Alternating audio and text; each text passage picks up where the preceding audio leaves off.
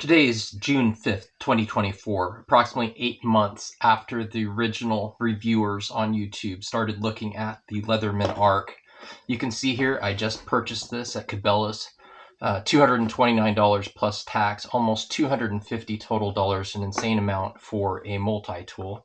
I generally don't do unboxings, but I wanted to see if they have made any changes since they originally released this. There were two major issues with this tool. One, the wire cutters at the very base did not make direct contact with each other and therefore could not cut wire in the very, very small pit there, and it would leave a little nubbin, so it wouldn't cut all the way through. And the second thing is that the bit kit does not come with a 6mm, or actually T6 and T8 Torx bit tool like one would expect it would come with. So today we're going to look and see if they've done the modifications that are necessary to make this tool really worth that very high cost. Here it is. It's a very beautiful looking tool. You can see I've used my Victorinox Swiss tool. This is actually, I believe, called the Rescue model. It has a serrated webbing cutting blade. Moving on from that.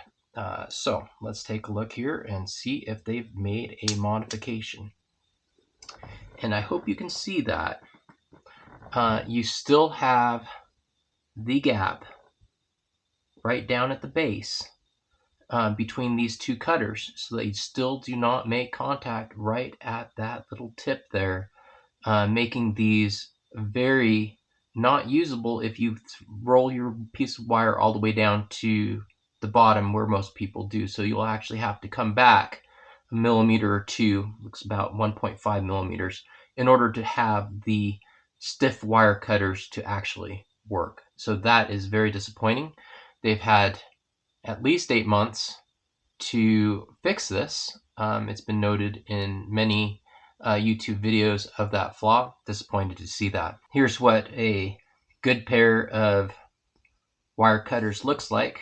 You can see that there is no gap. They overlap all the way down to the base. So this is a good wire cutter. Now let's take a look at the bit kit and see if they have upgraded and put in that extra Torx bit. Here it is. You can see there are 9 tools as opposed to 10 like it should come with. And in fact, it does not have the T6, T8 Torx bit. So again, they've had plenty of time, lots of feedback. It probably wouldn't have cost them anything really to update those two things, but they have not. So very disappointing. So you got a T10, T15, as well as a T20, T25. So just letting you know, you can buy one today, and you'll still have those flaws based on the manufacturing and the choice of which bits to put into this kit. So thank you very much for watching. Hope you subscribe, and I'll see you in the next video.